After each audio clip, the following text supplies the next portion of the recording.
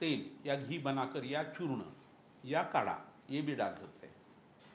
ये ऐसा क्यों करना है तो नाक की सूंघने की जो ताकत है उससे जो इम्पल्स तैयार हो जाता है, उससे एरोमा थेरेपी नाम की एक थेरेपी तैयार कर दी है लोगों ने, है ना।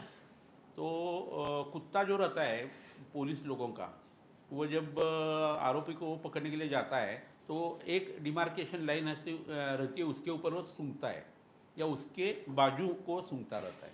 ऐसे दो तरीके कुत्ते हो रहते हैं और वो आरोपी को पकड़ लेते हैं। तो ये जो इम्पल्स उनको पता चल जाता है और उसका ज्ञान हो जाता है गंध तन्मात्रा की वजह से, वैसा हमें ब्रेन को ये काढ़ा देना होगा।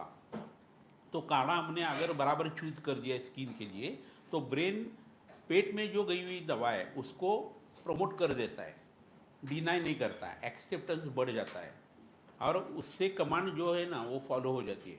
क्योंकि ब्रेन का हिस्सा ऐसा है कि सब जो सिस्टम जो है वो ब्रेन के हिसाब से चलती है, उसमें ऐच्छिक और अनैच्छिक दोनों चीज़ें रहती है।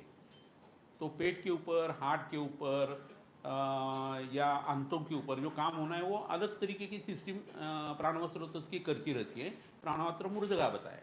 तो प्राण के ऊपर काम करने के लिए हम वो नाक में जब डालते हैं तो जो काढ़ा पेट में गया है, जो बस्ती से अंदर आ गया है, उसको अच्छी तरह से इस्तेमाल करो, ये सिग्नल जो है ना हो जाता है। इसलिए नस्य करना है। नासा ही शीर्षोद्वारम हम जब बोलते हैं तो शीर में सब इंद्रिय है, उसके साथ प्राण का वो स्थान है और ऊर्ध्व मूल अधक काय के हिसाब से हमारा जड़ है हमारी।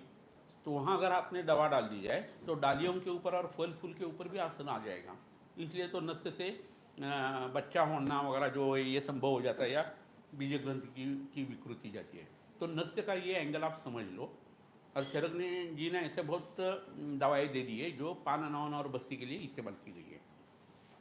अगर चरक जी ये दवाएं ऐसे बताते हैं पान बस्ती से, तो हर एक दवा का ऐसा आप इस्तेमाल कर सकते हैं, तो आपकी दवाओं का असर और ज़्यादा अच्छा हो जाएगा। उसके साथ रसोचित रहे, परहेज रहे, तो पेशेंट को ज़्यादा जल्दी गुण आ जाएगा।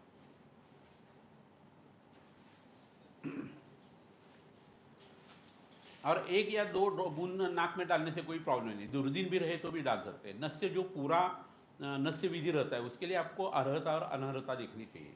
अदरवाइज हर एक चीज़ जो रहती है वो छोटी आप करके इस्तेमाल कर सकते हैं, तो उसको ज़्यादा ये लगता नहीं, परहेज वगैरह कुछ लगता नहीं, उससे डिफिकल्ट नहीं आती। ये क्यों ऐसा होता है, समझो अभी वमनार्य कोई पेशेंट नहीं है, तो आपने वमन उसको दे दिया और तकलीफ हो गई, ऐसा हो सकता है।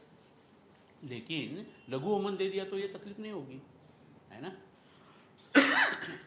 अगर ऐसा नहीं होता तो क्या हो जाता, शरीर को जब कभी खाने में गलत चीज़ें आ जाती है और उल्टी हो जाती है तो वो भी नहीं होनी चाहिए। ये वमनार्य नहीं है, इसको हार्ट का प्रॉब्लम है। शरीर ने उल्टी क्यों कर दी, शरीर को कुछ समझता है क्या, नेचर को कुछ समझता है क्या, ऐसा हम बोलेंगे। अगर शरीर उल्टी करता है, शरीर पतले दसल आता है, तो लघु चीज़ें आप इस्तेमाल कर सकते हैं, जैसा मात्रा बस्ती है, तो वहाँ सब माफ़ रहता है। छोटा हो गया तो सब जगह माफ़ रहता है। मैंने एक किस्सा भी बताया था। हमारे डैडी बहुत गुस्से वाले थे ना, तो वो जब दोपहर को सोते थे तो उनको उठाना चाहिए। वो बोलते थे कि मुझे 1-1.5 घंटे के बाद उठाओ, और 1.5 घंटे को 5 मिनट पहले हो गए तो गुस्सा हो जाते, 1.5 घंटे से 5 मिनट ज़्यादा हो गए तो भी गुस्सा हो जाते। तो हम हैरान हो जाते कि कुछ भी किया तो वो गुस्सा ही होते। तो हम सब घबरा जाते थे और एक देते थे कान के नीचे। तो बाद में मेरे बड़े बहन की शादी हो गई, शादी होकर उसको एक बच्चा हो गया, बच्ची हो गई, निरुपमा नाम उसका, छोटी सी प्यारी सी बच्ची। तो हम क्या करते थे, उनको उसको छोड़ देते थे उनके बदन के ऊपर। तो पेट के ऊपर वो बैठती थी, उनके नाक में कान में ऐसे उंगलियां डालती थी, खड़े होते थे, जाग जाते थे, कुछ प्रॉब्लम नहीं। छोटा, हम बड़े बस्ती, वो मात्रा बस्ती, है ना। तो छोटा, जई जगह धाकुटे होई दे तई जवळीक माझी, ऐसा माऊली ने बताया। हाँ। इसलिए वातातपिक रसायन बताए कुटी प्रवेश के साथ, बस्ती बताए उसके साथ मात्रा बस्ती बताए, वमन बताए उसके साथ लघु वमन, विरेचन बताए लघु विरेचन। फीस के बारे में ऐसा मत करा, बृहद फी लघु फी। 27 ईयर की फीमेल लेडी है और उसके टी शेप यूटरस है। 10 मिनट है, कुछ पूछना है? नहीं नहीं, हाँ। टी शेप यूटरस ऐसा उसके लिए में रिपोर्ट आया है। मॉलिक्यूल अच्छे बनते नहीं थे, दवाई थे वो अच्छे बनने लगे, लेकिन टी शेप के लिए अपन क्या कर सकते हैं? नहीं, कुछ नहीं करना है। द्विशुंग्र बाय कॉर्नेटेड यूट्रस है, सेप्टेड यूट्रस है, एक उसका कोटर छोटा है, दूसरा बड़ा है, तो ये इसकी बीमारी है, कंजेनेटल एनोमली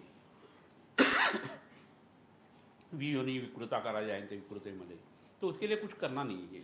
उसका रिदम बराबर है ना वो देखना है, बीज ग्रंथि एंडोमेट्रियम फ्लो बराबर है तो कोई दिक्कत की बात नहीं, क्योंकि ये चीज़ ऊपर से आपको समझती नहीं। अभी सोनोग्राफी आ गई इसलिए आपको ट्रांसवजाइनल सोनोग्राफी भी अवेलेबल रहती है, तो उसका सोचना ही नहीं। बच्चे अगर नहीं होते तो उसकी दवा देनी है, मेना पीरियड का कुछ प्रॉब्लम रहे तो उसकी दवा देनी है, पेट में तकलीफ उस वक्त होती है तो उधर शुल्क की ट्रीटमेंट करना है, दैट्स इट। रिपोर्ट रीड करते वक्त उसका टेंशन नहीं लेना, हमारा जो कुछ ये रहेगा सोच रहेगी और जो लक्षण रहेंगे उसके हिसाब से उसको बताना है। 6 साल हो गए तो भी अभी तक कंसू नहीं हुए, उन्होंने IVI वगैरह करके उसके भी शक्ति कर दिए, तो फिर वंध्यत्व बोल के अपन सोच ना वंदे समझ कर ही सोचना चाहिए, लेकिन उसके साथ आपको देखना होगा रजत प्रवर्तन जो होता है उसमें अष्ट दोष कोई नहीं है ना, पांडु हो गया है उसको समझो, तो पांडु का असर रस के ऊपर नहीं है ना, कुष्ठ है पेरिनल रीजन में उसका असर नहीं आ रहा है ना, उसकी साइकोलॉजिकल स्टेटस जो है उसमें गुस्सा ज़्यादा होती है, खफा होती है, तो उन्माद की वो पेशेंट है उसमें बच्चे नहीं होते, ये नहीं हो रहे हैं ना, हंटेड हाउस नहीं है ना, मन्नत कहीं मांगे नहीं है ना, सब देखना है आपको।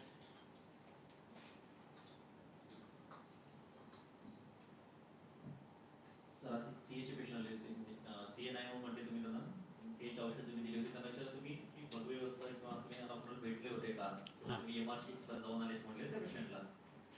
हाँ हाँ हां तर ते बोध्याला शिवून आले। हां हां ते म्हणजे त्यांना असं हाँ, का विचारलं? बहुत सारी बार क्या होता है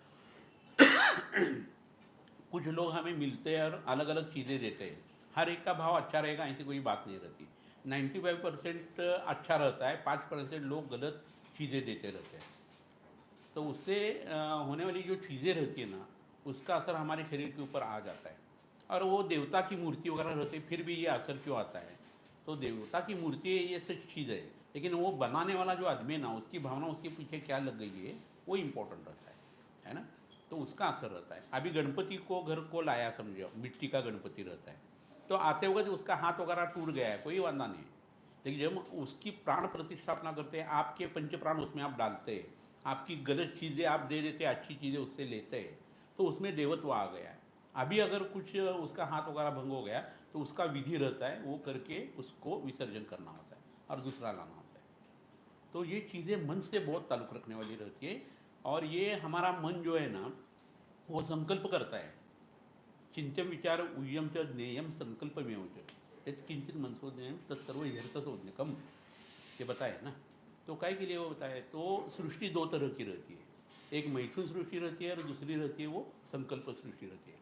ब्रह्मा जी ने जब सृष्टि उत्पन्न कर दी तो संकल्प से तैयार कर दिए, विष्णु जी का और शिव जी का वरद हस्त उनके ऊपर था, तो वो उसके बाद वो स्त्री पुरुष हो गया और मैथुन से बाकी की प्रजा जो है वो उत्पन्न हो गई। इसका सब वर्णन जो है वो इसमें श्रीमद् भागवत में बहुत अच्छी तरह से दे दिया है। तो अभी हम जब कोई धर्म कर्म करते तो पहले संकल्प कर देते हैं तो संकल्प से चीज़ें बनती है और रिफॉर्म कर सकते हैं आप, तन्मात्रा के ऊपर भी आपका संकल्प का असर आ जाता है। हमारे मन में जो बैठी हुई चीज़ है अंदर वो कौन है, परमात्मा का एक रूप है, तो हमारी जीवात्मा की इच्छा जो है ना वो अल्टीमेटली सब लोगों को देखो, किसी की कोई आदमी मर गया तो उसको छोड़ के आते हैं, फिर से वापस हम आ जाते हैं, लेकिन हमारे मन में ऐसा रहता है कि हम भी मरने वाले, कभी आता ही नहीं मन में, हम जिंदा रहने वाले, अजर अमर रहने वाले, ऐसा लगता है। क्यों ये भावना क्यों, तो परमात्मा तत्व ऐसा है, अनादि अनंत अविच्छिन्न त्रिगुण के परे ऐसा है, इसलिए हमें ऐसा लगता है, लेकिन हम शरीर में बद्ध है, इसलिए शरीर का सोचना होगा, वो हमारा भाव है ही नहीं, है ना। तो इसके लिए ये सब चीज़ें बहुत इंपॉर्टेंट होती है। मैंने एक किससे शुरुआत कर दी थी, संकल्प और ये मैथुन सृष्टि का जो बताया ना, इसलिए आपको संकल्प करके दवा भी देनी होगी, पेशेंट को लेनी भी होगी। इसका जड़ क्या थी, यानी कैंसर के पेशेंट के लिए, तो अभी जो रिफॉर्म उसका बॉडी हो जाएगा ना, उसके लिए ये सब चीज़ें इम्पोर्टेंट है। और दैव के परे जाकर दवाई काम करती है, ऐसा आयुर्वेद में लिखा है ना। तो दैव आपका जो है वो समझो आत्मज भाव ऐसा है कि 45 की उम्र में आप मरने वाले हार्ट से या और कोई चीज़ से, लेकिन अच्छा वैद्य अगर आपके पास है, उसका आचरण अच्छा है, उसका नैतिक अधिष्ठान अच्छा है, पूजा अर्चा पाठ और साधना करता है, तो उसकी खुद की जो ताकत रहती है उससे वो उसका मृत्यु टाल सकता है। ये भी हो सकता है, या उसको बच्चे नहीं है तो बच्चा भी हो सकता है। उसके लिए मैंने एक किस्सा आपको बताया था, फिर से दोहराता है क्योंकि लोग नए हैं। नामदेव जी महाराज नाम के जो महाराज थे हमारे, उनको हर रोज़ विट्ठल जो है वो मिलता था।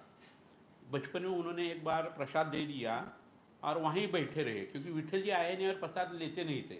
और उसके घर के सब लोग जब प्रसाद देते थे तो वो जो ये बर्तन रहता था वो घर पर लेके आते थे, क्योंकि विट्ठल ने खाएगा कैसा, ऐसा उनको लगता था। लेकिन इस बच्चे को वो पता नहीं था, उसको लगता था कि विट्ठल सच्ची में आता है और खाता है, तो उसकी भावना वही थी ना।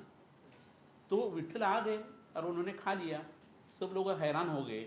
लेकिन उसको ये ऐसे महान अस्थि थे नामदेव जी, तो उसके गली में एक कपल रहता था और उनको बच्चे नहीं होते थे, 10 बरस हो गए थे शादी को।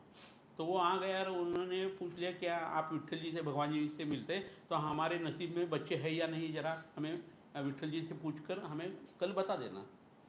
तो वो शाम को जब साधना में बैठते तो विट्ठल जी आ जाते हैं और बोलते हैं कि हमारे बगल में ऐसे एक कपल रहता है, तो उसको बच्चे उनके नसीब में है या नहीं। तो बोलते उनके नसीब में तो बच्चे नहीं है। तो वो छोड़ देते। साधना जब खत्म हो जाती तो वो दूसरे दिन आ जाते सुबह को जल्दी कि क्या हो गया, विट्ठल जी ने क्या बताया, भगवान जी ने।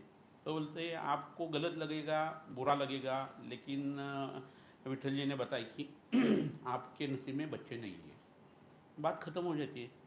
1-2 बरस निकल जाते हैं, तो एक दिन दोपहर को एक साधु जो रहता है वो उनके घर के ऊपर से गुजरता रहता है।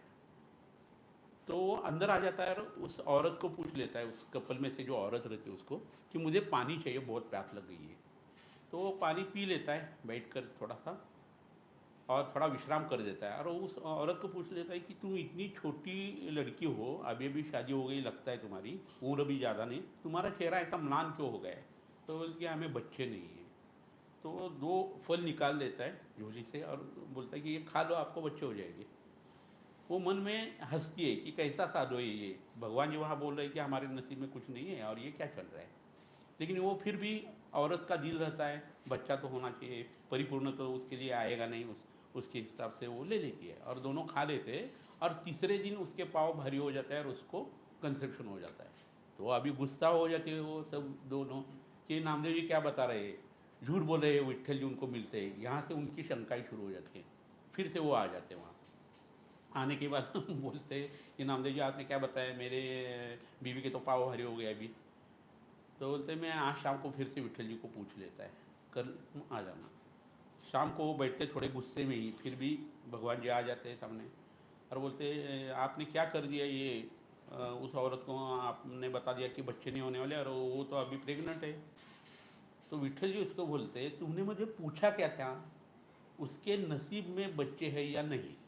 उसके नसीब में नहीं थे, वो उस साधु की तपस्या की कृपा है, इसलिए बच्चे हो रहे। तो वो चीज़ जो है ना हम में हो सकती है, वैद्यो नारायणो हरि। तो आप अगर अच्छा बर्ताव करते रहे और परोपकार अगर करते रहते ना, तो आपके हाथ में ऐसी ताकत भगवान जी दे देते जिससे आप सामने वाले लोगों को अच्छी तरह से अच्छा कर सकते। उनका मन तन धन सब आपके हाथ में रहता है, ये आपकी ताकत है। तो बीएमएस को आ गए तो क्या, बीएमएस को आ गए, एमबीबीएस ने हो गया, ऐसा मन में लाना ही नहीं। वैद्यो नारायण हरि, आपके अंदर अगर हरि बैठा है तो लक्ष्मी जी भी उसके साथ आ जाती है। लक्ष्मी 2 तरह की, एक पैसों की और आपकी शरीर संपदा की, वो इम्पोर्टेंट है ना, ऐसा है।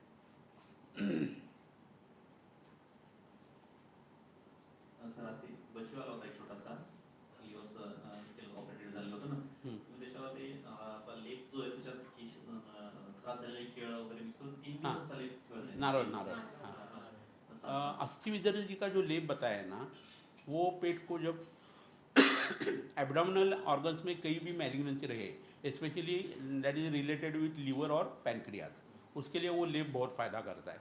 तो जीपीसल से लेकर मॉन्सफिबिस तक वो लेप लगाना है और 3 दिन बांध कर रखने के लिए बताया था। तो 3 दिन के बाद वो निकलना है, तब तक नहाना नहीं है और स्पंजिंग वगैरह करके काम चलाना है। तो उसमें वो सड़ा हुआ नारियल जो रहता है ना, आपको सड़ा हुआ नारियल, सड़ी हुई चीज़ है तो इसका मतलब ये नहीं कि वो दवा नहीं है। योजक सत्र दुर्लभा। अंबर जो रहता है, अंबर, वो पहले बहुत गंदी बू आती है उसकी। जब वो कोली लोग जो रहते हैं ना, वो ला कर रखते और ऊपर टांग के रख देते, तो 6 महीने के बाद वो गंदगी चली जाती है और उसमें सुरभि यानी सुगंध शुरू हो जाता है। और बाद में कितना महंगा बिकता है वो अंबर, है ना, हमारी दवाओं में रहता है वो। वैसी ही बात ये नारियल की है। नारियल अच्छा नारियल रहा तो हम खाते, नारियल कंड करके वगैरह। लेकिन सड़ा हुआ नारियल जो है ना, वो अगर लेमन में डाल लेते हैं और उसको टांग के रख देते हैं, बाद में जब ये वो सूख जाता है और पाउडर करके खिलाते हैं ना, तो उससे दारू छूटती है लोगों की। इतना गंदा नारियल का असर रहता है वो। अगर इस सब के ऊपर लगाते हैं, स्किन का जो गज चर्म रहता है उसके ऊपर लगाते हैं, तो वो नष्ट हो जाता है। वैसा ही ये जो चीज़ अभी हमने उसमें डाली है, वो पेनिट्रेशन के लिए डाली है। मैलिग्नेंसी जब गांठों के हिसाब से रहती है और फूट जाती है, तो उसमें नेक्रोसिस हो जाता है, गंदी बू आ जाती है, मैगेट्स वगैरह पड़ते हैं, तो उसकी अवस्था है वो नारियल। अभी नारियल कैसा है, घना नहीं है, अंदर से हॉलो है, तो उसकी एफिनिटी जो है वो गांठों की तरफ रहेगी। और अंदर तैयार होने वाली जो चीज़ चल रही है नेक्रोसिस की, वो उसको एनहांस करेगा नारियल, और उसके साथ हमारी दवा जाएगी और वहाँ का नारियल का जो असर है वो निकाल लेगी। अदरवाइज हमारे दवा को पेनिट्रेशन आएगा नहीं। तो ये खासियत रहती है नाक नाड़ी की। तो ये दे दिए। अभी देखिए इतना बड़ा पेट है उस बच्चे का, ऑपरेशन हो गया है, और ये अगर 1 महीने में थोड़ा सा भी कम नहीं होता ना, सॉफ्टनेस नहीं आता, तो बहुत दिक्कत की बात है। हिक्का, ऊर्ध्वश्वास और पीलिया होकर हो जाएगा, दैट इज़ फॉर श्योर। अभी देखते हैं 1 महीने में, 20 दिन में क्या होता है। तो गामित्व की कल्पना जो है ना, वो इस्तेमाल किए सड़ा हुआ नारियल में। समझो आपको सर्दी जुकाम हो गया है, तो अमरूद से बढ़ जाता है वो। श्रीखंड जो रहता है, रसाल, उससे बढ़ जाता है, तो उसमें आप दवा डाल दो, तो क्या हो जाएगा, अमरूद जो है वो खाने की चीज़ है, रस से काम करेगी। रसाल जो है वो खाने की चीज़ है, रस से काम करेगी। उसके ऊपर आपने दवा बैठाई, तो दवा क्या करेगी, वीर्य से काम करेगी। तो बैठने के लिए रसाल के ऊपर या अमृत के ऊपर वो दवा बैठेगी, अंदर इमीडिएट जाएगी, क्योंकि वो बलगम बढ़ाने के लिए डील करता है, उसका रस से काम होता है। वहाँ जाने के बाद रस से वीर्य क्या है, ताकतवान है, तो अनन्य अभिभव हो जाता है और वीर्य का काम हो जाता है, और पूरी सर्दी जो है वो नष्ट हो जाती है ना। इसको गामित्व की कल्पना बोलते हैं। ऐसी बहुत सारी दवाएं आप इस्तेमाल कर सकते हैं। हमारा एक दोस्त था पैथोलॉजिस्ट, और उसके पास सीमेंट के सैंपल्स वगैरह आते थे, और वो एकदम ऐसा सरफिरा आदमी जैसा रहता है ना, वैसा हो रहा था। तो उसने ऐसे चप्पल जहाँ नीचे रखते हैं ना, उसके ऊपर उसने वो पुराने सैंपल रख दिए थे, शुक्र के 4-5, 2 दिन के पुराने वाला। तो उसको पता था कि ये 2 दिन का है, अभी इसमें स्पर्म जो है वो डेड हो गए होंगे। उसमें उसमें थूका वो उस टेस्ट ट्यूब में, और बाद में 2 घंटे के बाद उसको याद आ गया है मैंने उसमें थूक डाली है, तो उसका क्या हो गया है। तो उसने इसके नीचे देख लिया माइक्रोस्कोप के ऊपर, तो जोर से हिल रहे थे स्पर्म्स। वो हैरान हो गया। तो हिस्टोपैथोलॉजी जो है वो हमारी सलाइवरी ग्लैंड की, पैनक्रियाज की, ओवरीज की और टेस्टिकल की सेम है। तो उससे क्या हो गया कि उसका शुक्र धातु जो है ना, वो जो स्लगिश स्पर्म थे वो लैशिंग टेल वगैरह जोर से हिल रहे थे। तो उसने मुझे फ़ोन करके बताया कि अरे यार ये 78 आवर्स हो गए थे और वो स्पर्म जो है फिर से जिंदा हो गए। मैंने बोला क्या किया तुमने, तो बोला मैंने थूका था उसमें। मैंने बोला अरे ये तो मैंने ये बताया हिस्टोपैथोलॉजी का, उसका हिस्टोलॉजी का। तो मैंने सोचना शुरू कर दिया कि अभी लार तो हमारी थूक हम नहीं दे सकते पेशेंट को, है ना, तो क्या करेंगे। तो पेशेंट खुद जो लार निकलता है उसका लाला स्राव अच्छा करना है, ऐसी दवा हमने गृहिणी से दे दी। 2-3 दिन हो गए और मन में विचार आ गया है, अरे वो घोड़ा जो रहता है ये नारिश सामर्थ्य में वाजीवल्लभ देना, उसकी लार कितनी तेज रहेगी। तो हम पूना वाला स्टड फार्म, पूना का जो है ना, वहाँ गए, वहाँ हॉर्स वगैरह थे ना, तो वो बहुत लार आ गई थी। तो मैंने लेना शुरू किया, उसको पूछ लिया, देखा तो वो घोड़ी थी, तो छोड़ दिया। और दूसरा घोड़ा था, उसकी लार ले लिया हमने, और वो पाउडर के हमने दवा में डाल दी, तो उससे ऑलिगोस्पर्मिया कम हो जाता है। तो अब ये करके देख लेना। बाद में लार अच्छी करने की दवाई जो है ना, वो रूमा मस्तगी, मदन मस्त और भुईकोड़ा, ये 3 दवा इस्तेमाल करो, लार का असर आ जाता है। ये करके देख लो।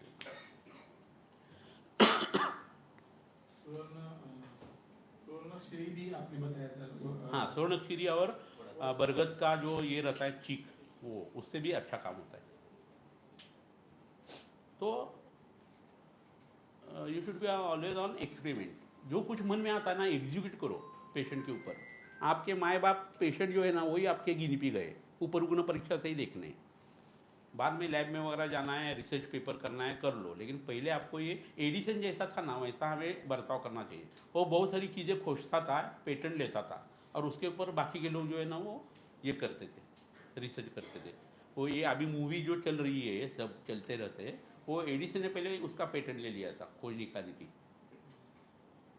120th टाइम अगर सामने दूसरा पिक्चर आ जाता है, तीसरा आ जाता है, तो हमारे आय के जो पटल रहता है उसके ऊपर का चित्र हटता नहीं, इतने में दूसरा आता है, इतने में तीसरा आता है, इसलिए हिली हुई चीज़ें समझ में आ जाती है ना। तो बाद में बाकी के लोगों ने उसके ऊपर रिसर्च करके पिक्चर अभी आ गए। तो आप कोशिश, नया विचार आ गया है तो अच्छा है ना, वो देख के पेशेंट के ऊपर करना है। 6 साल की बच्ची है सर, उसको सोराइसिस हुआ। तो उसके पहले ऐसा हुआ कि 2 महीने पहले जब उसने के लिए वैक्सीनेशन लिया था, कुत्ता काटा था, तब उसने वैक्सीनेशन लिया। तो वहाँ के डॉक्टर ने बताया कि तुम्हारा MMR के भी वैक्सीन रह गया है, तो वो भी ले लो। तो उसने MMR का वैक्सीन ले लिया। तो 2 महीने बाद उसको वहाँ जहाँ उसने वैक्सीन लिया वहाँ पहले स्पॉट आया, अब पूरे बदन पर वो बना। बीच में उन्होंने एक आयुर्वेद दवा दी थी, उसके साथ होम्योपैथिक दवा दी, तो बहुत ही बढ़ गया था। तो उसको कुर्बिक ने भर्ती और विष की चिकित्सा जैसे बिलवादी गुटिका है,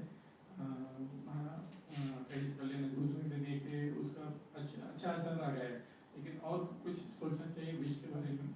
कैसा है, एंटीजन एंटीबॉडी जो रिएक्शन होती है, वो कभी कभार ऐसा रहता है कि वो एंटीबॉडीज 15 दिन में ख़त्म हो जाते हैं, कभी कभी 2 महीने में नष्ट हो जाते हैं, कभी कभी 3 बरस तक रहते हैं, कभी फॉर एवर रह सकते हैं। तो उनकी मेमोरी जैसी है ना, उसके हिसाब से वो रहता है। तो ये सब गेम जो है ना, वो स्मृति का रहता है। स्मृति जो है ना, वो रिप्लिकेट करती रहती है, अच्छी चीज़ें या बुरी चीज़ें, जो कुछ स्वभाव पर से आ जाएगा उस हिसाब से। तो आप स्मृति के ऊपर काम करना है आपको। तो स्मृति का वर्णन आपको कहाँ मिलेगा? एक तो उन्माद अपस्मरण में मिल जाएगा, वहाँ खाना वाना जो है परियुषित अन्न, क्लीन अन्न, दूषित अन्न, उसके उल्टा आपको सात्विक अन्न देना चाहिए, वहाँ की दवा इस्तेमाल करनी है। और दूसरा रसायन अध्याय है ना, रसायन अध्याय में आज जैसा परमाणु है वैसा दूसरे दिन अगर बन गया तो आयु का आयु मेंटेन हो जाएगी। इसलिए दीर्घमायु स्मृति में था। पहले उसने क्या किया, दीर्घायु के बाद स्मृति बताई है ना।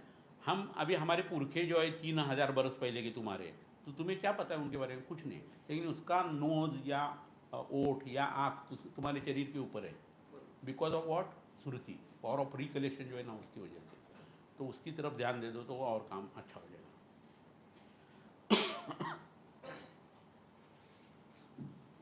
गोपित्त अन्न होतं, त्यात आम्ही ड्राय केले ते ॲक्च्युली, त्याला त्याच्यात ठेवून त्याची मात्रा आम्ही पित्त गिरणीमध्ये मिक्स करून वापरले होते गोपित्ताचे. मग त्याचं ते किती दिवस ठेवावं गोपित्त ते? ये देखो, पित्त जो है ना सात्विक गुण का है, कफ जो है तामस गुण का है, और वात जो है वो राजस है। सुश्रुत जी ने सिर्फ ऐसा लिखा है कि अच्छा कफ जो रहता है वो सत्व गुण का बताए। तो पित्त कितना भी दिन रख दो, मैंने मछली का पित्त लाया था 1985 में, और वो 1992 तक वैसा का वैसा था, बाद में वो गिर गया इसलिए ख़राब हो गया। अदरवाइज वो वैसा का वैसा रहता है। तो वो पित्त लाए तो वो भी वैसा रहता है, उसकी बू वगैरह वैसी रहती है, तो कोई दिक्कत की बात नहीं, कभी भी इस्तेमाल कर सकते हैं।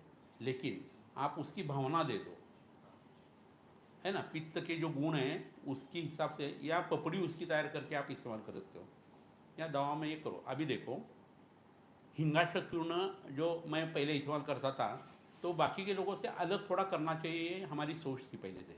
तो उसमें जो मरीच है वो छाछ में डालकर शुद्ध करते हैं, लेकिन दूसरा यूनानी वैद्यराज की एक किताब है, उसमें बताया था कि गोपित्त में वो डालो और शुद्ध कर दो। तो मैंने सोचा कि ये गोपित्त का हमें लेना है। तो अभी गाय भैंस का मिलेगा, गाय का मिलेगा वगैरह पता नहीं था, लेकिन मुझे पता था कि बकरी वगैरह भेंडी जो रहती है उसके अल्पामुपान व्यायाम कटुचित्ताशय लघु से ज़्यादा अच्छा उसका पित्त हमारे लिए फ़ायदा करेगा, उसमें हम शुद्ध कर देते। तो वहाँ कत्तल खाना था, उसके बाहर वो दौड़ते दौड़ते आते हैं, कुछ चीज़ फेंक देते हैं। तो मैं हर बार दोपहर को कॉलेज को जाते हुए देखता था, तिलक रोड को जाते हुए। तो मैंने पूछ लिया ये क्या फेंक रहे हैं?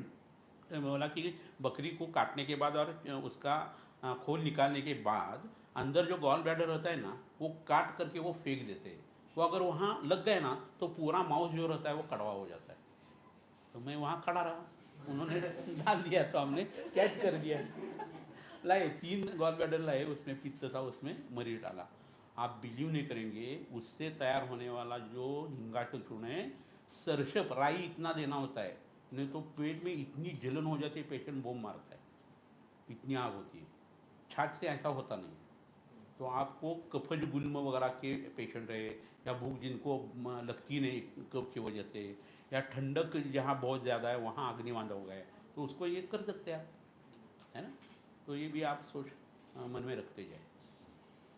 ते लिक्विड वेस्टमध्ये ठेवलेलं बेटर राहील का ते आता परत टॉप केलं त्याच्यात बेटर राहील? नहीं नहीं, आता है कांच के पात्र में रखो, इसमें नहीं रखना है, प्लास्टिक में नहीं रखना है। प्लास्टिक के ऊपर बहुत चीज़ों का असर आता रहता है, और उसमें बेंजिंग रिंग वाले जो कंपाउंड रहते हुए तैयार हो गए ना, तो उससे मैलिग्नेंसी पक्की होती है। बेंजिंग रिंग जो रहते हैं उससे कैंसर होते ही है। तो कोई भी चीज़ ऐसी फूड एक दिन अभी जो होता है ना, जो FDA अप्रूवल रहती है, वो भी चीज़ ज़्यादा पेट में नहीं जानी होती है, लेकिन उसकी मात्रा कम रहती है तो FDA बोलते हैं कि वो चलता है।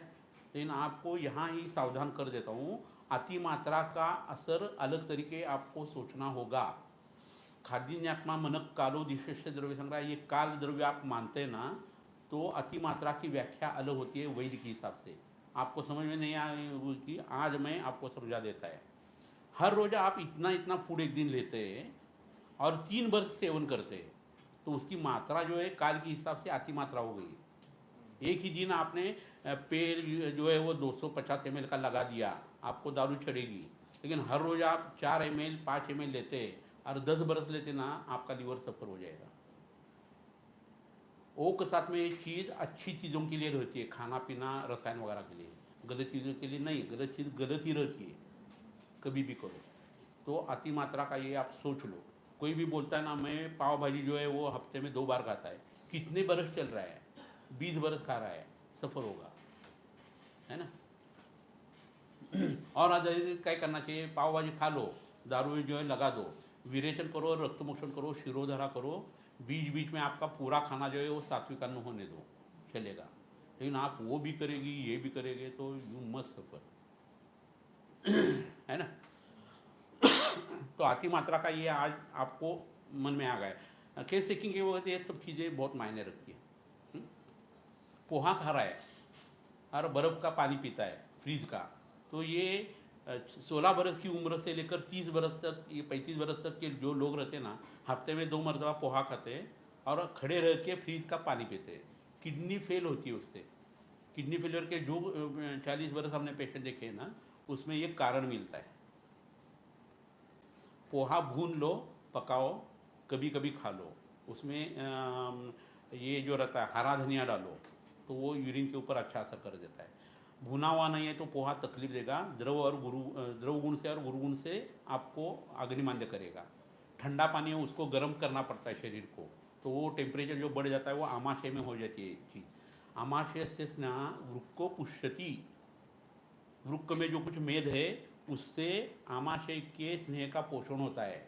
आप यहाँ आमाशय में खराबी कर देते, वृक्क सफर हो जाएंगे, ये सोच है।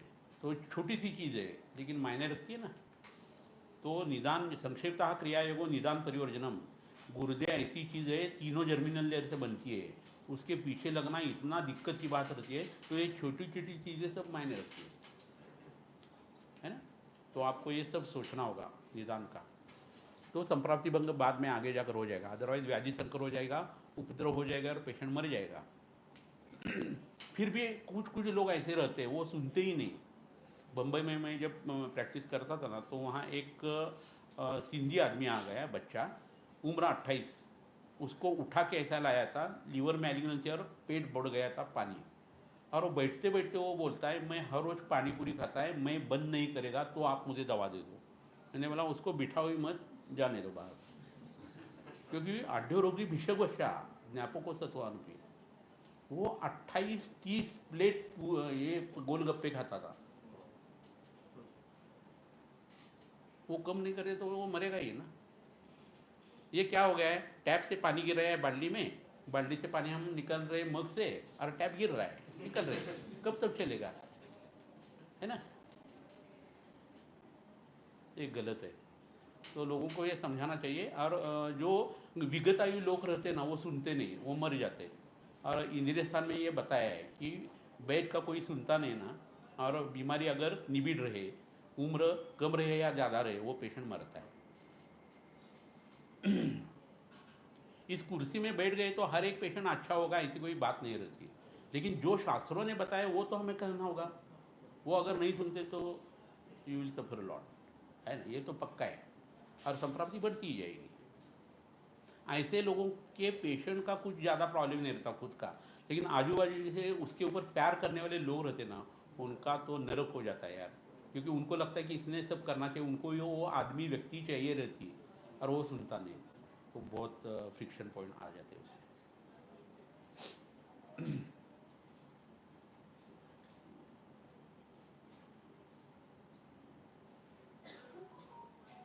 हायपरप्लास्टिक क्युटेरसमध्ये बऱ्याचदा अत्यंत विलक्षण येतं आणि त्यावेळेस ठिकाणी सर्जन्स त्यांना DNC सांगतात. तर हे कितपत योग्य आहे?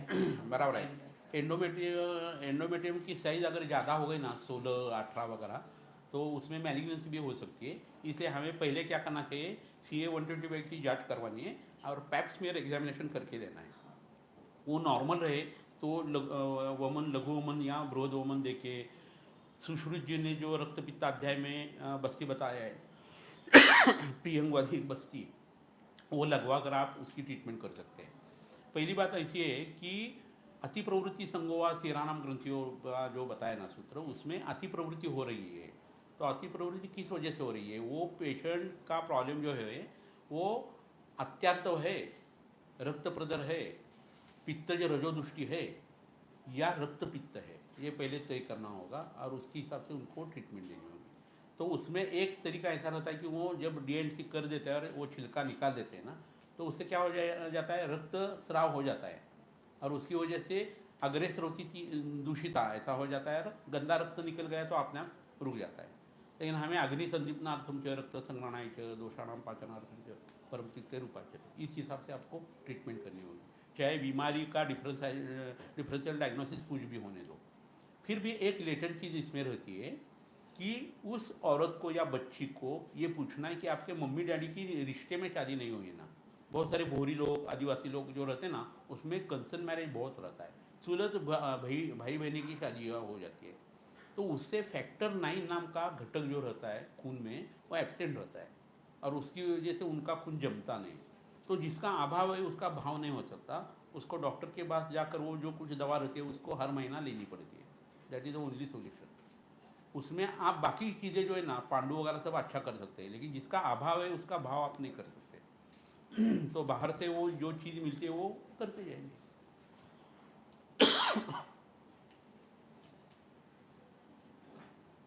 सर ज्वरातून हे चालू आहे आणि मला खोकला आहे। हां, सर ज्वरातून उत्पन्न हे आपण EVMचं फॉर्म्युलेशन जे काढलं, आजकाल सगळेच लोकांना असं ताप वगैरे येतो, अँटीबायोटिक्स घेतात आणि मग त्यानंतर त्यांना EVM जर झालेला असेल तर त्यांना मग हाँ, सर्वच वो होणारा जोर का ही हम ज़्यादा इस्तेमाल करते हैं अभी फॉर्मुलेशन, क्योंकि जोर में क्या है, स्वेदारो संतापा सर्वांग ग्रहणम तथा, ये लक्षण उसका व्याधि प्रतिहत लक्षण नहीं है। व्याधि प्रतिनिधित लक्षण ये क्या है, जो मन संताप लक्षणम है ना, मन को संताप रहता है और बॉडी को संताप रहता है, तो वो जोर है। सिर्फ शरीर में बुखार आ गया है, टॉन्सिल में पीप हो गया है, एपेंडिसाइटिस हो गया है, तो वो पेशेंट अच्छी तरह से मैच वगैरह देखता है, पिक्चर वगैरह देखता है, सब एंजॉय करता है, मन को तकलीफ नहीं है उसको, वो पीप वगैरह की वजह से लक्षण रूप जोर है। लेकिन हम जब सोचते हैं और ये फॉर्मुलेशन निकालते हैं तो मन के ऊपर और शरीर के ऊपर असर करने वाली चीज़ है, तो हर एक जगह आप वो इस्तेमाल कर सकते हैं। तो कोई भी बीमारी आपके सामने आ गई और आपको ट्रीट करने में दिक्कत होती है, तो पहले आप जोर का सोच लो, ज्वरो अष्टदा पृथक द्वंद्वी संघाता गंधुया, उसमें सब कॉम्बिनेशन आ जाते हैं, वातज पित्तज कफज, वात कफज पित्त कफज कफ वातज, सब आ जाते हैं संसर्ग और सन्निपात। उसकी दवा जो है वो देनी है, तो उसका आम पाचन हो जाता है, दोष नॉर्मल हो जाता है, जो बड़ी बीमारी है वो उभर के ऊपर आ जाते हैं, बाकी के नष्ट हो जाते हैं। क्योंकि हमारे शरीर में नदियाँ बहती है, नाले बहते रहते हैं, गटर बहती रहती है, तो हमें समझ में नहीं आता कि किसको मैं ट्रीटमेंट शुरू कर दूँ। तो ये आप अप्लाई करो तो नदी ऊपर आ जाएगी, नाले वाला सब खत्म हो जाएगी, उसके ऊपर ट्रीटमेंट करो। और पाचन वैसे तो 1 2 3 महीना करना ही पड़ता है, आजकल लोगों का खाना इतना गंदा रहता है, तो वो करना है। ये अगर पॉसिबल नहीं है तो आपको गृहिणी की ट्रीटमेंट करनी होगी। गृहिणी अग्नि की ट्रीटमेंट है, काय चिकित्सा है। तो गृहिणी रोग अध्याय आप पढ़ लो, चरक सुश्रुत वाग्भट भैषय रत्नावली, जहाँ यहाँ अच्छे अच्छे बड़े वैद्य भारतवर्ष में उन्होंने उसके बारे में जो लिखा है वो पढ़ लो, उसके साथ जोर का पढ़ लो और उसकी ट्रीटमेंट आप करना शुरू कर दो। और मैं आपको एक बात आज बता ही देता है, आपको बड़े वैद्य होने के लिए कैंसर अच्छा करना चाहिए, किडनी फेलियर अच्छा करना चाहिए, ऐसा नहीं है। आप कील मुहासे की दवा अच्छी कर देते, बवासीर अच्छी तरह से खून रुकवा देते, स्किन का कलर अच्छा कर देते, तो भी आप बड़े वैद्य बन सकते हैं। शुरुआत वहाँ से ही हो जाएगी। गंगा जब बहती है तो पहले बूंद बूंद बहती रहती है, बाद में वो बड़ी हो जाती है। तो आप शुरू करो ना छोटो से, है ना। फॉर्म्युलेशन तर सुवर्ण भस्म आलेलं आहे, सहस्त्रमुखी अभ्रक आलेलं आहे, ते कसं काय? हम्म? त्याच फॉर्म्युलेशनमध्ये बरोबर एबीएनमध्ये सुवर्ण भस्म आलेलं आहे आणि सहस्त्रमुखी अभ्रक भस्म आलेलं आहे. हाँ, सहस्रपुटी अभ्रक क्यों आ गया मैं बताता है। पूना में कुछ पुराने वैद्य जो थे ना, उनमें से कुछ वैद्य लोगों का, पेशवाकालीन जो वैद्य थे ना, उनका कहना था कि अच्छा अभ्रक भस्म किसको बोलना चाहिए, सहस्रपुटी। तो सड़ा हुआ केला लेना है जिसकी छिलका जो है काला हो गया है, एक नीडल लेनी है और सहस्रपुटी अभ्रक में डालनी है और उसको लगानी है, पीट करना है उसको, तो वो केला पहले जैसा बन जाना चाहिए। तो जो नेक्रोसिस हो गया है वो डीजनरेशन में कन्वर्ट होना चाहिए और डीजनरेशन से वो रीजनरेट होना चाहिए। तो उनकी ये अतिशयोक्ति हो सकती है, लेकिन आप नेक्रोसिस छोड़ दो, डीजनरेशन से अगर रीजनरेट करते ना फिर भी काम बन जाता है। तो यहाँ अवेस्कुलर नेक्रोसिस रहता है, इसलिए हम उसमें सहस्रपुटी अभ्रक डाल देते हैं, तो उसका असर जाता है। सुवर्ण भस्म इसके लिए आपकी नसें जो रहती है ना, खून की नसें, उसमें आर्टेरोस्क्लेरोसिस हो जाना या उसका बहाव कम हो जाना, इसकी वजह से ब्रेन को इश्कीमिया हो जाता है और ब्रेन की एट्रोफी शुरू हो जाती है। ये आपको अगर रुकवाना है तो gold is the only solution. Gold को आप मारते हैं ना तो उसका भस्म नहीं बनता कभी, आप जो इस्तेमाल करते हैं वो माइक्रोफाइन पार्टिकल्स रहते हैं, बाकी सब धातुओं का ऑक्सीडेशन होता है। गोल्ड का होता ही नहीं भाई, नहीं तो उसको गंज पकड़ता, जंग पकड़ती उसको, तो उसके माइक्रोफाइन पार्टिकल्स होते हैं और वो अगर पेट में देते हैं तो आपका जिगर, हार्ट और आपकी नसें जैसी की वैसी रहती है और आदमी दीर्घायु हो जाता है, रसायन असर आ जाता है। तो सोने का भस्म डालकर और सहस्रपुटी अभ्रक भस्म डालकर अगर कोई च्यवनप्राश लेता है तो वो बूढ़ा नहीं होता, इसलिए वो डाला है। तो वहाँ के नेक्रोसिस करने वाली जो नसें खराब हो गई है वो उससे अच्छी हो जाती है, और जो नेक्रोसिस है वो इससे अभ्रक भस्म से कम हो जाता है, इसलिए ये कॉम्बिनेशन हमने दे दिया है। तो बहुत सोच सम, और ये चीज़ें अपने आप हो जाती है, आप हमारा तजुर्बा बढ़ता जाता है ना। और ये देखो हमारे बागेवाडी सर जी जो थे ना, नृसिंहाचार्य बागेवाडी सर, वो हमारे गुरु, दूसरे गुरु नानंद सर और तीसरे गुरु कोलोटकर सर। तो बागेवाडी सर जी बोलते थे कि मैंने बहुत सारे पेशेंट को मार डाला है, मर गए मेरे हाथ से, इसलिए मैं बड़ा वैद्य हूँ। आप इससे इंस्पिरेशन मत ले लो कि सबको मारना ही है, लेकिन ये आप बात सोच लो कि जितने पेशेंट आप ट्रीट करते जाएंगे आपको यश आया जाएगा, अपयश आएगा, अपयश भी सिखाता है हमें और उससे हम आगे बढ़ते। तो आप ट्रीटमेंट प्रत्याख्यान करके ट्रीटमेंट करनी है, तो बोलिए। उन्होंने बताया था कि अभी ये आदमी मर रहा है, मैंने देखा है ये केस। तो उन्होंने योगराज गुग्गुल मुझे लाने के लिए बता दिया, उन्होंने बनाया हुआ, और वो आदमी मर रहा था, ग्रांटी वगैरह उसका शुरू हो गया था और नख वगैरह पीले हो गए थे। तो उन्होंने वो साहन के ऊपर जो पत्थर रहता है ना भगवान जी का गंध ये तैयार करने का, उसके ऊपर घिसाया और सबलिंगुअल उसको पेशेंट को दे दिया 4 बार में। तो वो पेशेंट मर गया, लेकिन 20 घंटे तक उसकी बॉडी गर्म ही रही। आप विचार करो, ये किनको पता रहेगा, जिन्होंने ये एक्सरसाइज किया है और एक्सपेरिमेंट किया उनको पता रहेगा। रहता है किसी का 20 घंटे तक, सोफोनिफिकेशन नहीं, कुछ नहीं, रिगर मोर्टेलिटी नहीं, कुछ नहीं, वैसा ही पड़ा हुआ। साधु लोग भी नहीं कर पाते, तो वो योगराज गुग्गुल से हो गए, इसलिए उसका नाम योगराज है। और इस्तेमाल करने वाले हमारे गुरुजी है, ऐसा रहता है। तो आप एक्सपेरिमेंट करते जाना, आपको बहुत सारी चीज़ें मिलती रहेगी, है ना। सर्वरत्न पिष्टी पण त्यात आलेलं आहे सर, सर्वरत्न पिष्टी त्याच फॉर्म्युलेशनमध्ये आलेलं आहे. हाँ हाँ, वो अलग है। अशोक सर बहुत अच्छे सवाल पूछ रहे हैं, उनके लिए तालियां। है ना, मेरे अंदर जो है ना वो बाहर निकाल रहा है वो। तो बात ऐसी है कि रत्न शास्त्र जो है उसके हिसाब से राशि फल रहता है, राशि का रत्न रहता है ना। या ये शुक्र ग्रह है समझो, तो उसको हीरा काम में लाते हैं वगैरह। तो ये सब चीज़ें जो रहती है ना, तो पेशेंट जब सामने आ जाता है तो उसकी रास पूछना, उसकी जन्म कुंडली पूछ लेना, ये हर बार हम नहीं कर सकते। तो पहले हम ये करते थे, कौन सी राशि है, शुक्र है, हीरा डालो वगैरह वगैरह, माणिक डालो, पासू डालो। बाद में हमने सोच लिया कि सर्वरत्न पिट्टी है, उसका जो रहेगा रत्न उसको जाएगा, डालते जाना, इसलिए हो गया। और उसमें सिलिकॉन रहता है तो हड्डी को बलवान करता है, उसमें थोड़ा सा फॉस्फोरस रहता है, कैल्शियम रहता है। हम अक्सर हड्डियों का सोचते हो, कैल्शियम का सोचते हैं, फॉस्फोरस का बहुत कम सोचते हैं। लेकिन हमारी जब दवाई ये हम देते ना तो फॉस्फोरस का भी सोचा जाता है और उसकी वजह से हड्डियाँ अच्छी हो जाती है ना। तो सर्वरत्न पिष्टी डालनी है, रत्न लेने, ऊपर रत्न लेने की ज़रूरत नहीं है ना।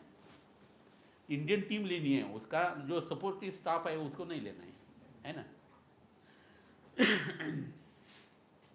त्यामध्ये मयूर पिच्छा म्हशी पण आलेली आहे सर, मयूर पिच्छा म्हशी त्याच हाँ आगे formulation. हाँ, वो भी बताता है ये। और एक अच्छा सवाल है, मयूर क्या है, विष्णु जी जो है ना, उन्होंने जो विष नष्ट करने के जो प्रयोग बताए उसमें ये मोर मयूर आ गया है।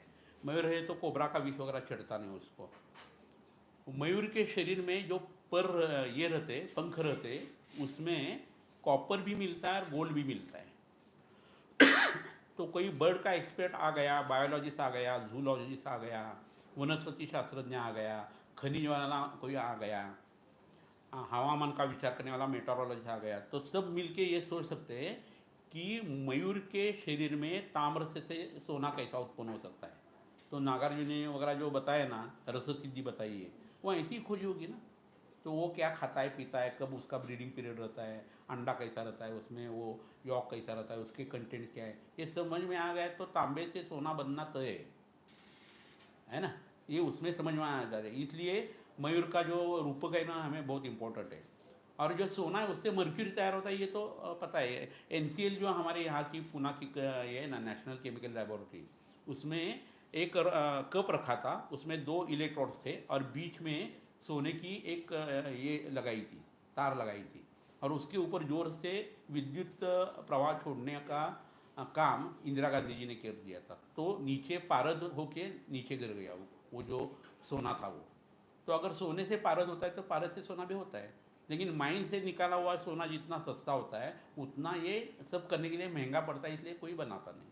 अदरवाइज मॉडर्न साइंस को ये पॉसिबल है कि रिडक्शन कैसा करना है, वो मॉलिकुलर वेट वगैरह सब सोच के कर सकते हैं। तो तांबे से भी हो सकता है, नागवंग से होता है। ये रस सिद्धि तो आयुर्वेद में बताई है, और उसमें बायोकेमिस्ट्री और वनस्पति की फाइटो फार्मेसी जो है ना वो बहुत तगड़ी होनी चाहिए, तो ये हो सकता है।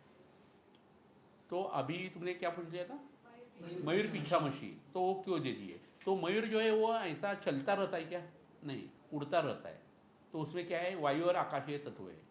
उसकी हड्डियों का वजन वगैरह जो है ना, उससे पैर ये पग जो रहते हैं उसके, और पंख जो रहते हैं पर, उसका वेट उसके हड्डियों से भी और कम रहता है।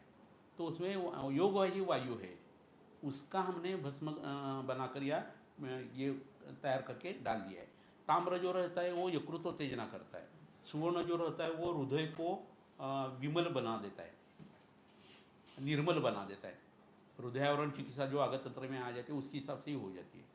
तो इससे पित्त जरा कला और मज्जा जरा कला एक्टिवेट हो जाती है, और रक्त अच्छा, रक्त का प्रसादन, रक्त का शोधन, और उसके साथ मज्जा धातु अच्छा हो जाता है, इसलिए वो हम इस्तेमाल करते हैं उसमें। तो हड्डियों तक की सब चीज़ें अगर अच्छी हो जाती तो बहुत अच्छी बात है। इसके आगे जाकर रीजनरेशन ऑफ टिश्यू के लिए उसका फ़ायदा होता है। मयूर जो नाच करता है ना, तो मादा जो रहती है उसको इम्प्रेस करने के लिए वो करता है, तो वो शुक्र की गति उसकी हो गई। तो उसके पर अभी जो दिखते हैं वो शुक्र का ऑर्गन हो गया एट दैट टाइम, जैसा स्त्री का स्तन जब वो बच्चे को पिलाती है तो उस वक्त वो मज्जा कर रहता है, अदरवाइज वो जब ये करती है पार्लर वगैरह में जाती है तो उस वक्त उसका स्तन जो है वो शुक्र का रहता है ना। जबान ऐसी चीज़ है, वो कर्मेंद्रिय भी है और ज्ञानेंद्र भी है। तो ये ड्यूअल काम करने वाले जो लोग रहते हैं ना, उसके ऊपर कड़ी नज़र होनी चाहिए। वैसा है या मयूर पीछा का है। कुक्कुट पीछा मछली बताइए क्या? नहीं बताइए। मयूर पीछा मछली बताइए। तो लेटन हिडन साइज जो है, दो रीडिंग बिटवीन द लाइन जो है ना, वो मैंने समझाने की कोशिश कर दिया। और कितना हो जाएगा पता नहीं, क्योंकि वो त्रिकालदर्शी ऋषि थे, हम तो ठहरे आदमी। तो जो तजुर्बे से आता है वो तो कहना चाहिए। तो आप उसके ऊपर और बढ़ाते जाना और पढ़ते जाना, तो और ज़्यादा अच्छी तरह से आप समझ सकते हैं, है ना। और एक 2-4 मिनट बोलेंगे। सर स्किन डिसीज बसते देत ना, म्हणजे स्किन डिसीजमध्ये बसते वर हो. जेवण ते काम कसं? क्लेद उससे बढ़ जाता है, और कुष्णाति वपु जो है ना, पित्त का काम और बढ़ना शुरू हो जाता है। क्लेद भी आ जाता है, पित्त भी बढ़ जाता है। तो नेक्रोसिस, गंदी बू वाला स्राव, ये सब हो जाता है, धातुवत हो जाता है कुष्ठ। और धातुवत हो गए तो बहुत प्रॉब्लम आना शुरू हो जाते हैं। सर रोमेटिक हार्ट डिसीज के पेशेंट रहते हैं, उनके वॉल में कैल्सिफिकेशन हुआ है ऐसे बोलते हैं कार्डियोलॉजिस्ट, तो उसके वॉल को ऑपरेट करने के लिए बोलते हैं। तो वो ऑपरेट करने के लिए बोलना चाहिए या अपने और क्या सोचना? नहीं, पेशेंट को पहले ऑक्सीजन उसका कितना है वो देखना चाहिए। एक डिस्निया कितना रहता है, सीढ़ियाँ चलने के बाद कितनी तकलीफ होती है वो देखना चाहिए। तीसरी बात ऐसी है कि उससे उसके गुर्दों के ऊपर, किडनी के ऊपर नहीं असर आना है ना, वो देखना चाहिए। उसका ब्रेन के ऊपर असर नहीं है ना, वो देखना चाहिए।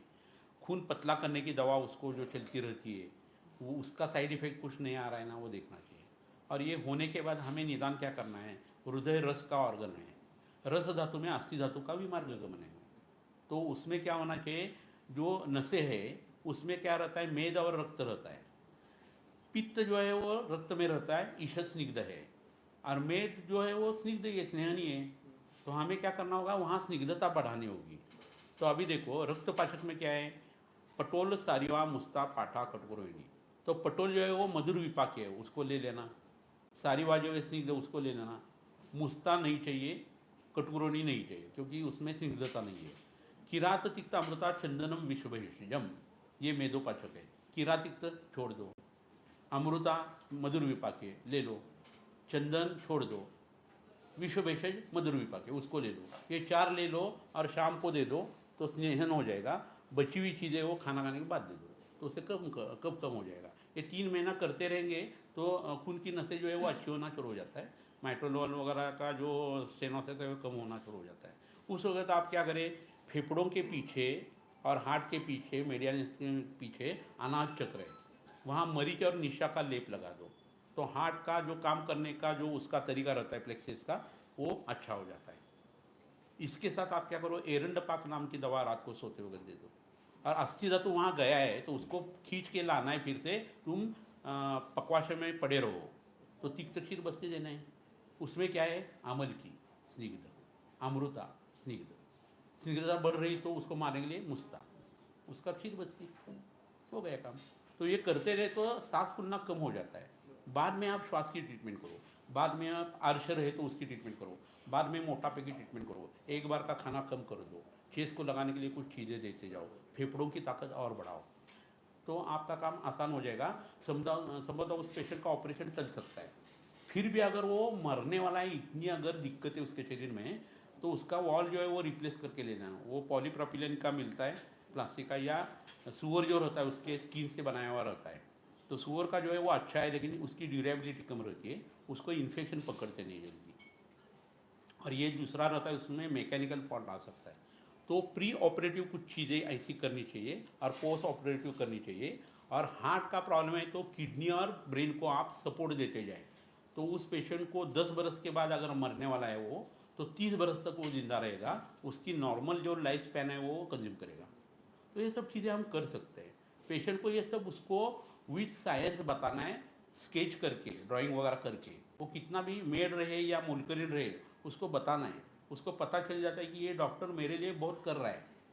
इतना हो गया ना तो वो काम और अच्छा हो जाता है, आसान हो जाता है ना। तो ये आप करते जाए तो ऐसे जो बहुत डिफ़िकल्ट पेशेंट रहते हैं ना वो भी आसान हो जाते हैं। जितना हमें है हमारी इफ़िशिएंसी आप ज़्यादा अच्छी तरह से इस्तेमाल कर सकते हैं और उसका खुद को एक ये रहता है मैंने सब कर दिया है, ये जो रहता है efficiency is enjoyment of life, है ना। तो ये ऐसी हिसाब से करते रहना। ब्रेन स्ट्रोक और एपिलेप्सी की कैसे विचार करेंगे? क्या ब्रेन स्ट्रोक और ब्रेन स्ट्रोक का ऐसा विचार नहीं करना है, पक्षवत के हिसाब से देखना है। 12-13 ऐसी बीमारियाँ है जिसमें पक्षवत ये लक्षण आ सकता है। रक्त पित्त की वजह से ब्रेन स्ट्रोक हो गया है, अर्धांगवायु एकांग सन्निपात है उसकी वजह से हो सकता है। सिर पर अक्षय प्रकोप पित्त का हो गया उसकी वजह से हो सकता है। ब्रेन में गांठें उत्पन्न हो गई उसका प्रेशर आ गया तो हो सकता है। हाइड्रोकेफेलस की वजह से हो सकता है। बहुत सारी कारण उसकी रहते हैं, तो उसके हिसाब से आपकी ट्रीटमेंट बदलती रहती है। तो एक स्नेहनम स्वेदस्य युक्तम पक्षाघाते विरेचनम ऐसा एक सूत्र आ गया है जो पक्षवत अध्याय में चरक जी ने बताया, तो वो इस्तेमाल करना है आपको। लेकिन मूल बीमारी कौन सी है वो देखना बहुत ज़रूरी रहता है। और दूसरा अपस्मार का भी ऐसा ही है, उसका खाने से ज़्यादा ताल्लुक है। वो शारीर मानस बीमारी है लेकिन मानसिकता का ज़्यादा सोचना होता है और ये अक्सर खाने से ही हो जाती है। खाना, बासी खाना, बाहर का खाना, नमकीन खाना, झूठा खाना, जिसको तारा आ गई है ऐसी जो क्लीन चीज़ें रहती है। ये पनीर और चीज़ सड़ी हुई चीज़ रहती है, कभी कभार खाने की चीज़ है लेकिन हर रोज़ लोग खाते हैं।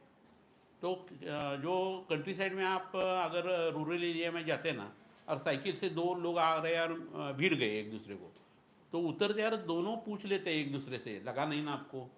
पूना में देखो शुरू मारामारी शुरू, क्योंकि खाना गलत है ना। और अन्न मृत्यु का नाम ये बताए। तो आपका खाना अगर गलत और तामस और राजस हो जाएगा तो हम सब लोग उन्माद के पेशेंट है। पित्तज उन्माद वो जब बढ़ जाता है तो रक्त पित्त बढ़ जाता है और ब्लड प्रेशर भी बढ़ता है। तो ब्लड प्रेशर की दवा आपको उन्माद अध्याय से भी मिल सकती है, और जगह मिल जाएगी लेकिन इससे भी मिल जाएगी। सर, ठंडी अधिक बढ़ने से भी ब्रेन स्ट्रोक हो सकता है, कोल्ड अधिक बढ़ने से, हो सकता है। वैसोकंस्ट्रिक्शन। हाँ, वासोकंस्ट्रिक्शन की वजह से हो सकता है। बहुत सारे लोगों को खिड़की के पास बसने की आदत रहती है, बस में वगैरह, है ना। खिड़की चाहिए, बच्चे लोग वगैरह करते रहते, अच्छी बात है। लेकिन आनंद रंग और ये जो किताबें हैं ना कामशास्त्र की, उसमें खिड़की में बैठने वाली औरत जो है ना वो गंदी विचार की रहती है ऐसा बताया, क्योंकि वो रास्ते के ऊपर देखती रहती है सब लोगों को, तो उसका मन जो है वो विचलित होने वाला रहता है। तो कौन कहाँ बैठता है इससे मन का असर हमें समझ में आ जाता है, उस हिसाब से हम डायरेक्ट कर सकते हैं, दवा दे सकते हैं, है ना। तो ये सब चीज़ें मायने रखती है। वो अगर कोई बच्चा रहे या बच्ची रहे और बस में बैठती है और खिड़की के पास बैठती है और उसको ये लगता है वारा अगर लग जाता है, विंड उसके ऊपर चेहरे के ऊपर आ जाता है तो फेशियल पाल्सी हो जाती है, ये भी संभव है। एक शेवटचा सर आज खूप पेशंट आपण विचारलं की शिवाय थंडीच्या बसती कधी घेताय, म्हणजे 2-4 पेशंट आता ऐकलं 4च्या नंतर घेताय का असं विचारलं सर। काय हाँ बस्ती सर, हाँ हाँ तर त्याच्यामागचं म्हणजे बस्ती देने का जो विधि है वो सूर्यास्त के बाद सूर्योदय के पहले ऐसा ही करना चाहिए। वात के काल में मात्रा बसी रहे तो दोपहर को वगैरह कर सकते हैं, लेकिन अभी शिशिर और हेमंत चल रहा है, सहती रूप वृद्धि हो गई है कफ की, और हम अगर बस्ती देते तो वो और ज़्यादा तकलीफ करेगा, अग्निमांद्य हो जाएगा, सर्दी जुकाम हो जाएगा। इसलिए 4 के बाद उसको लेने के लिए कर दिए। 4 के बाद क्यों, तो अभी रात 10 घंटे की रहती है, बड़ी रात रहती है, तो जो 6 बजे असर आना चाहिए था दोषों का वो अभी 4 बजे आ जाता है। 4 के बाद हमें बैक होम टायर्ड वगैरह ऐसा लगता है, घर पर जाके अभी ज़रा लेट लो। ऐसा क्यों होता है, तो बलगम की वजह से तो हो ही रहा है। प्लस 4 बजे सूरज ढलने की जो क्रिया है वो जल्द हो रही है, तो कंपाउंड मिट जाते हैं, पंछी घर पर चले जाते हैं, और हम का अंदर का जो दिल है ना वो भी नींद को मांगता है ना। तो उस वक्त आप दे सकते हैं। आता विश्वात्मके देवे येणे वाग्यज्ञे तोषावे तोषो मद द्यावे पसाय दानहे जे क्रांती व्यंकटी सांडो तया सत्कर्मी रतिवाडो भूता परस्परे पडो मैत्रीवाथे दुरिताते तिमिरजाओ विश्वस्वधर्म सुविताओ